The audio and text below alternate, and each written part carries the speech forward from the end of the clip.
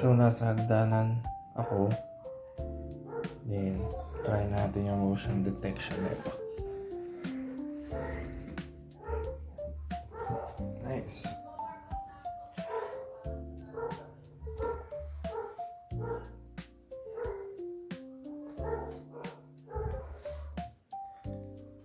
So, again, it's portable, guys. No wirings needed.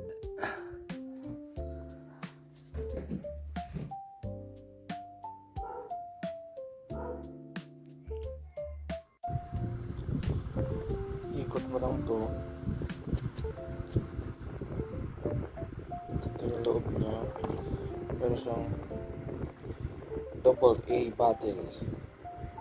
3 pieces. Okay.